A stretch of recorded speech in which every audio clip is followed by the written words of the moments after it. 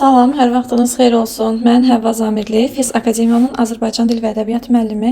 Sizə bu videoda Azərbaycan dilindən 20 suallıq sınağın izahını təqdim edirəm. Və tövsiyə edərdim ki, linkdən daxil olub əvvəlcə sınağı işləyəsiniz, sonra sınağın izahı ilə tanış olasınız. Keçək birinci sualın izahına. Hansı nümunədəki sifətin sayını dəqiq demək olmur? Birinci nümunədə 3 sifət var. Kasıb, kimsəsiz, bir də maddi. Dəqiq demək mümkündür.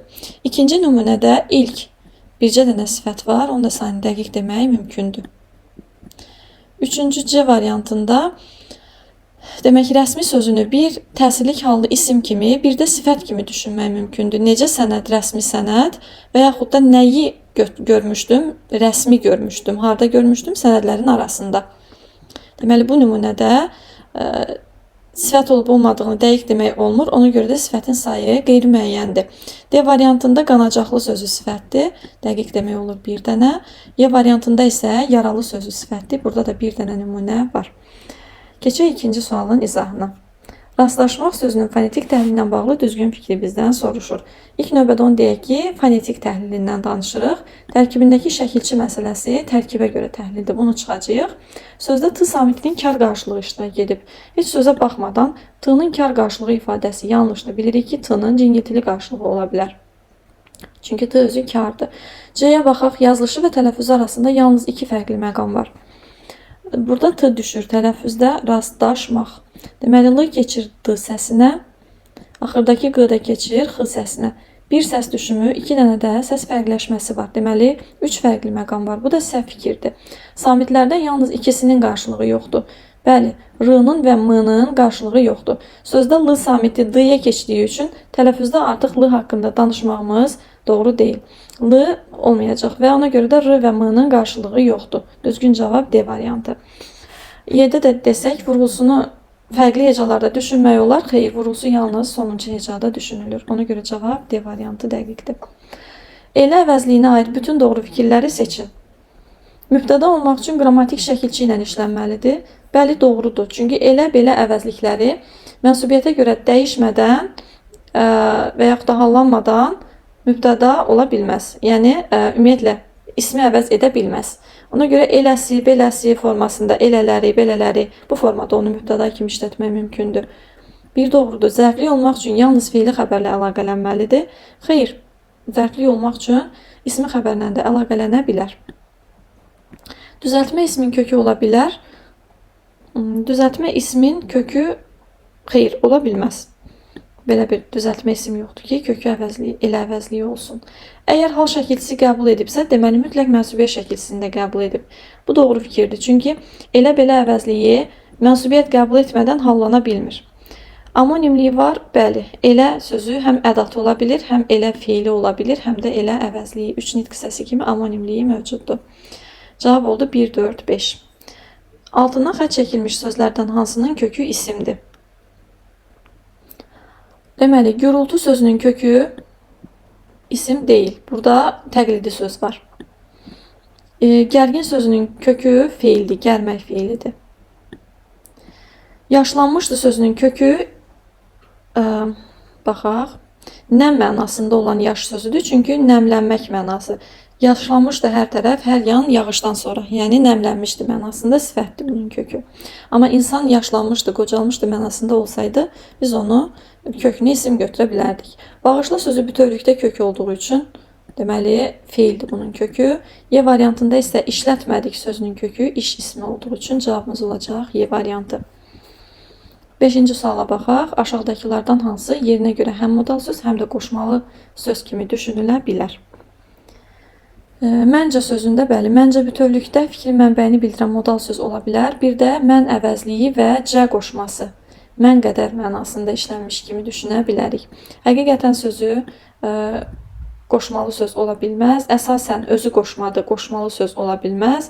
Yəni, zərf, belə deyək, modal söz və qoşma kimi işlənir, amma qoşmalı söz kimi yox. Doğrudur.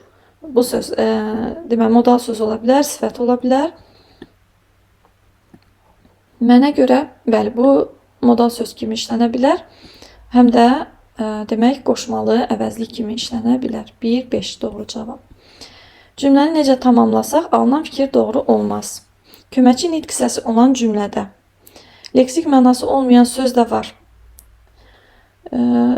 Köməkçi nitq hissəsi olan cümlədə leksik mənası olmayan söz mütləq ki var. Çünki köməkçi nitq hissəsinin elə leksik mənası yoxdur. Çünki B variantı ən azı bir söz quruluşça düzəltmə deyil. Bu da doğru fikirdir. Çünki köməkçi nitq hissələri quruluşça düzəltmə olmaz. Sadə və mürəkkəb olar. Müstəqil şəkildə cümlə üzvü olmayan ən azı bir söz var. Bəli, köməkçi nitq hissələri heç vaxt müstəqil şəkildə cümlə üzvü olmaz. Yalnız qoşma qoşulduğu sözlə birlikdə cümlə üzvü olar. Digərləri ümumiyyətlə olmaz. D'də deyir, ayrılıqda suala cavab verməyən ən azı bir söz var. Bu da doğru fikirdir. Köməkçi nitq hissəsi suala cavab vermir. Mütləq əsas nitq hissəsi də var. Bu səhvdir. Ola bilər ki, cümlə tamamilə köməkçi nitq hissəsindən ibarət olsun, yəni söz cümlə olsun. Söz cümlə olduğu zaman əsas nitq hissəsinin iştirakına ehtiyac yoxdur. Aşağıdakı cümlələrin ismi və ya feili xəbərli olduğunu əminliklə demək olmur. Hansılar bu qrupa aiddir? Bu gündən yazdır. Bunu yazdır ismi kimi düşünsək. Vurğu birinci hecada ismi xəbərli və yaxud da bu gündən yazdır, nəyə et yazdır. Bu formada feili xəbərli cümlə ola bilər. Sonra düşüncələri ürəyə yatandır. Deməli, bu nümunədə ürəyə yatan sözü əslində elə bitişik yazılmalıdır, feili sifət olmalıdır. Bu da ismi xəbərli cümlədir. Bunu feili xəbərli düşünmək olmur. Süründür. Bunu ancaq feili xəbərli düşünmək və yaxud da sənin süründür mənasında mənsubiyyət şəkilçili sürü ismi və xəbərli şəkilçili, mənsubiyyət şəkilçili isim kimi düşünülə bilər. Bir də süründür feili kimi. Demək, iki formada düşünmək mümkündür. Buradakı qaladır. Qaladır, qala ismi, dır xəbərli şəkilçisi və yaxud da qalatmaq feili ır indiki zaman şəkilçisi. Deməli, dır xəbərli şəkilçisi olanda, qala ismi olanda ismi xəbər olur. Qalatmaq feili indiki zamanda olanda feili xəbər olur. 5-ci cümlədə isə sən bizimlə dayanacaqsan. Burada zaman şəkilçili söz kimi düşünmək olur, ancaq feili xəbərli kimi. Çünki dayanacaq, insan dayanacaq olmaz da. Ona görə də bunu dayanacaq ismi kimi düşünmək olmur. Cavab olacaq 1, 3, 4. Aşağıdakılardan hansı ismi xəbərin ifadə vasitəsi ola bilməz? Tərkibində malı şəkilçisi olan söz təbii ki, ismi xəbərin ifadə vasitəsi ola bilər. Feili sifət olduğu zaman ismi xəbər olur. Məcazi mənalı ifadə təbii ki, ola bilər. Belə bir qayda yoxdur ki, məcazi ola bilməz deyə. Bəs sual ədatının amonimi. Bəs sual ədatının amonimi bəs predikativ sözüdür. O da ismi xəbər olur. Başlanğıc formada olan feil. Feil əgər başlanğıc formadadırsa, yəni heç bir qrammatik şəkilçi qəbul etməyibsə, o təsriflənməyən feil ola bilməz. O yalnız təsriflənən feil ola bilər. Təsriflənən feillərdə cümlənin hər zaman feili xəbəridir. Məsələn, bir nümunə deyək, yaz. Yaz feili başlanğıc formadadır. Əmr şəklində feil kimi düşünülə bilir. O da təsriflənən feilin formasıdır. Feili birləşmə. Feili birləşmə ismi xəbər olur təbii ki. Bu da doğru cavabdır. Ola bilməz deyirsə D variantı. 9-cu sualda cümlədə məqsəd zərfliyin olması üçün cümləni necə tamamlamaq lazımdır? Şəhərdə işləməyə başlayacaqdı, olmaz. Şəhərdə işləməyə getmək çoxdandır ki, beynində idi, olmaz. Şəhərdə işləməyə gedəndə ailəsi burada qaldı, olmaz. Şəhərdə işləməyə gedənlərdən biri də o idi, olmaz. Şəhərdə işləməyə getmişdi, amma bu olar. Nə məqsədlə getmişdi? Şəhərdə işləməyə getmişdi. Şəhərdə işləmək üçün getmişdi deyə bilərik biz buna. Doğru cavab Y variantı. 10-cu sualın izahına baxaq. Aşağıdakılardan yanlış fikri müəyyən edin. Bütün cümlə üzvlərinin həmcinsliyi var, doğrudur. İsə bağlayıcısı həmcins üzvləri bir-birinə bağlaya bilər, doğrudur. Məsələn, bağlayıcısı həmcins üzvləri bir-birinə bağlaya bilər. Məsələn, bağlayıcısı həmcins üzvləri yox, həmcins məsələn, bağlayıcısı həmcins üzvlərlə ümumiləşdirici söz arasında işlənə bilər. Yəni, həmcins üzvləri bir-birinə bağlamaz. Çünki həmcins üzvlər hərəsi müstəqildir, biri digərini aydınlaşdırmır. Ona görə də C variantı olar. Həmcins üzvlər arasında durğu işarəsi qoyulmaya da bilər. Bəli, bağlayıcı ilə də bağlanmış ola bilər və bağlayıcısı ilə. Tərkibində həmcins xəbərlər olan cümlədə tabesizlik əlaqəsi mütləq var. Həmcins xəbərlər olan cümlədə tabesizlik əlaqəsi mütləq var. Doğru fikirdir. Düzgün, yəni yanlış cavab bizim C variantımız olacaq. 11-ci sualın izahına baxaq. Sözün düzünü zarafatla deyərlər nümunəsi ilə şəxsə görə cümlənin növləri baxımından eyni olanı seçin. Sözün düzünü zarafatla deyərlər. Xəbər üçüncü şəxsin cəmi, mübtəda yoxdur və fikir ümumi fikirdir və hər kəsə aid edilən hikmətli kəlamlardan olduğu üçün ümumi şəxsli cümlə sayılır və bizə də lazım ümumi şəxsli cümlə. Həyatınızın gedişini dəyişdirmək istəyirsinizsə, düşüncələrinizi dəyişdirin. Demək, burada müəyyən şəxsli cümlədir. Tikan, əkən, gül götürməz müəyyən şəxsli cümlədir. Torpaq yiyələri tələsib yeri satmağa vadar olurdular. Burada da deməli torpaq yiyələri mübtədadır, müəyyən şəxslidir. Üzü üstə gələni arxası üstə çevirməzlər. Demək, ümumi şəxsli cümləmiz elə budur. Tək daşdan divar olmaz. Deməli, bu da şəxsiz cümlədir. Cavabımız oldu D variantı. Aşağıdakılardan biri tabesiz mürəkkəb cümlə deyil. Bəlkə də yağış yağır, sel su aləmi bürüyüb. Tabesiz mürəkkəb cümlədir. Yağan yağış, deməli yağış yağır. Sel su, ya burada defis ya da vergül qoyulmalıydı. Sel su, mübtəda, bürüyüb, xəbər. Deməli, bərabər hüquqlu cümlələr var burada. Çoban çox dedi, Murad az eşitdi. Çoban mübtəda dedi xəbər. Murad mübtəda eşitdi xəbər. Deməli, bərabər hüquqlu cümlələrdir. Ramazan kəndə yenicə gəlmişdi. O, özünü yaxşı biri kimi tanıtmışdı. Ramazan mübtəda gəlmişdi xəbər. O mübtəda tanıtmışdı xəbər. Bu da bərabər hüquqlu iki cümlənin birləşməsidir. Pəncərələri örtdülər. O səbəbdən ki, otaq soyudu. O səbəbdən tabelik bağlayıcısı olduğu üçün bu cümlə tabeli mürəkkəb cümlədir. Qalib evə gec gəlmişdi, mən isə tez. Deməli, bu cümlədə bərabər hüquqlu cümlələrdən ibarətdir. İkinci cümlədə xəbərin ixtisarı var. Gəlmişdi xəbərini təkrarlamamaq üçün ixtisar ediblər. Ellipsis deyilir buna. Cavabımız oldu D variantı. Dialoq formasında olmayan vasitəsiz nitqli cümlədə hansı olmaya bilər? Dialoq formasında deyilsə əgər, bu cümlədə tirenin iştirakı vacib deyil. Amma təhkiyə formasında olan vasitəsiz nitqli cümlələrdə qoşa nöqtədən sonra sətrin davamında dırnaq işarəsi açılır, fikirlər yazılır, sonra dırnaq işarəsi bağlanır, nöqtə qoyulur, əgər nəqli cümlədirsə. Amma dialoji formada olanda müəllif sözündən sonra növbəti sətirdən tirə qoyulur və vasitəsiz nitq təqdim olunur. Deməli, dialoq formasında olmayanda tirenin iştirakı vacib deyil. Sonra nümunələrin birində sifət isimləşməyib. Şəhər zəhmətkeşləri mühitinə yaxın olması şairin şeirlərində duyulurdu. Bu nümunədə zəhmətkeş sözü var və isimləşib. Müftəxorlar artıq bulamaz imkan. Müftəxorlar, isimləşən sifət burada da var. Gülüm, güllü güləyənim. Güləyən sözü bildiyimiz kimi ağan əyən şəkilçisi ilə düzələn sifətdir. Yəni, feildən düzələn sifətdir, feili sifət deyil. Və mənsubiyyət qəbul edibsə, deməli isimləşib.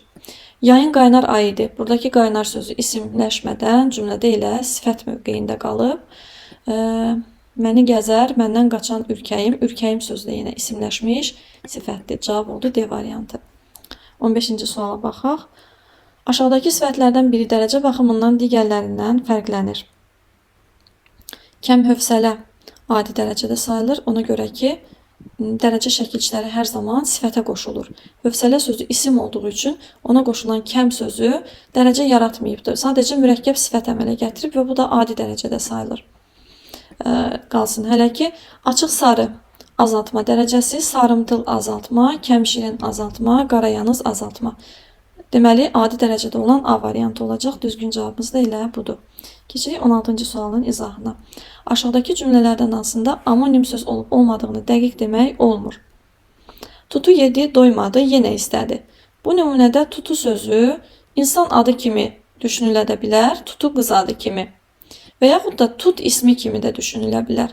Və dəqiqliklə hansı mənada olduğunu bilə bilmədiyimiz üçün deyə bilmirik amonimdir yoxsa yox. Nümunədə başqa amonim də yoxdur deyə elə bu da ehtimaldır. Ona görə də cavabımız elə bu olacaq. Digərlərinə də baxsaq, yer sözü amonimdir. C variantında demək amonim yoxdur deyə dəqiq demək olur. B-də var deyə dəqiq demək olur. D-də isə baxaq amonim varmı? Qaş sözü amonimdir, dəqiq demək olur. Y-də səssiz qayalara sıxılıb qalmışdı. Deməli, burada qal sözü dəqiq amonim olduğu üçün demək olur. Cavabımız oldu A variantı. 17-ci suala baxaq. Aşağıdakı cümlələrdən hansında ilk söz yalnız isim kimi düşünülə bilər? Deməli, azad yaşamağa çalışırdı. Azad sözü insan adı olarsa isim, azad yaşamaq, hərəkətə aid tərz bildirən söz olarsa zərf olacaq. Deməli, dəqiq demək mümkün deyil.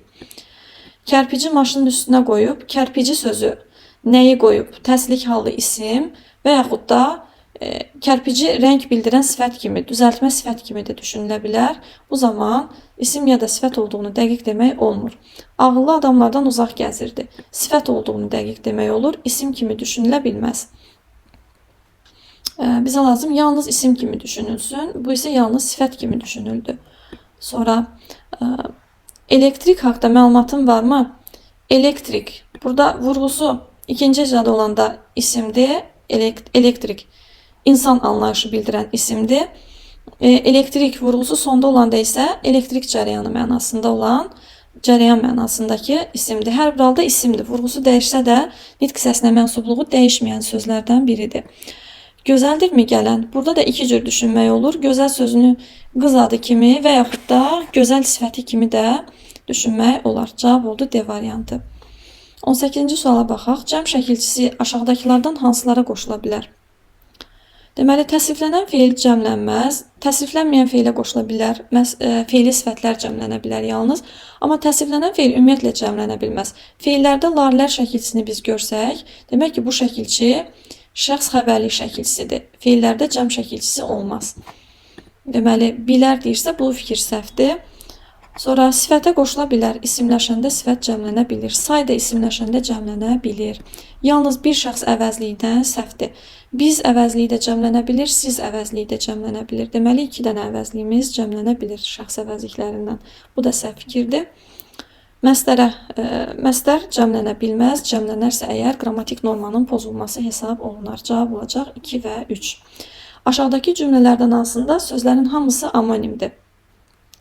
Demək, burada qalan işə qal sözü amonimdir, iş sözü amonim deyil variantı çıxırıq. Tox nə bilir ki, bilmə sözü amonim deyil çıxırıq. C-də bildir sözü amonim deyil, vurğusuna görə mənası dəyişdiyi üçün bu da amonim olmur çıxırıq. Bilən sözü amonim deyil çıxırıq. Malı da var, atı da. Mal sözü, mal, dövlət mənası var. Mal, iri buynuzlu, deməli, heyvanlar mənasında da işlənir. Əmtə mənası da var. Demək, müxtəlif mənaları var. Da, bağlacı və ədat kimi işlənir, amonimdir. Var, dövlət mənası var. Bundan başqa var sözü bir də varmaq feili kimi də dilimizdə işlənir. At sözü isim və feil kimi işlənir. Da, yenə bayaq qeyd etdiyimiz kimi ədat və bağlacı olaraq amonimdir. Cavabımız olacaq Y variantı. Sonuncu sualın izahına da baxaq. Aşağıdakılardan hansında feili bağlama tərkibi işlənmişdir? Burada feili sözündə səhv yazılış var. Feili olmalıdır. Feili bağlama. O dönə-dönə bunları deyirdi. Burada feili bağlama yox, zərf işlənibdir və burada əslində vergül olmalıydı. Vergül olmayanda bunu biz zərf kimi düşünə bilmərik. Amma bunu dönə-dönə deyirdi deyəndə biz bunun dəfələrlə mənasında olduğunu görürük. Deməli, burada olacaq A variantı səhv fikir. Mənim əşyalarımı küçəyə atan ev sahibi qışqıraraq danışırdı. Qışqıraraq feili bağlamadır. Deməli, feili bağlama tərkibi deyil. Xəyala daldıqca xatirələr yaş olub gözlərindən tökülürdü. Xəyala daldıqca feili bağlamadır, amma tərkib deyil. Tərkib olmadığı üçün, yəni frazeoloji birləşmə olduğu üçün bir söz hesab olunur.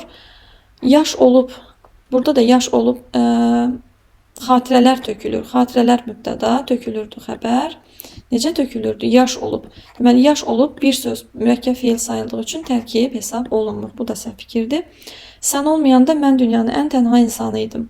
Sən olmayanda, burada da olmaq feili işləndiyinə baxmayaraq, buradakı olmaq feili müstəqil məna bildirir. Sən olmayanda, yəni sən var olmayanda, var olmaq mənasında olduğu üçün bu feili bağlama tərkibi sayılacaq. Demək, cavab oldu D variantı. Baxa-baxa gedirdi. Bu da mürəkkəb feildir, amma feili bağlama tərkibi deyil. Y variantında çıxırıq. A variantına bir daha qayıtmaq istəyirəm. Ola bilər ki, burada vergülü bilərəkdən buraxıblar. Yəni dönmək mənasında ifadə etmiş ola bilər. Yəni məsələn o küçəni dönə-dönə mənasında ola bilər ki, fırlana-fırlana deyib hansısa bir sözü. Lap o mənada da düşünsək, dönə-dönə feili bağlama sayılır, amma tərkib sayılmır. Ona görə heç bir halda A variantı olmayacaq. Düzgün cavabımız oldu D variantı. Sınağımızın izahı bu qədər. Videonu bəyənin. Növbəti videolarda görüşənədək. Hələlik.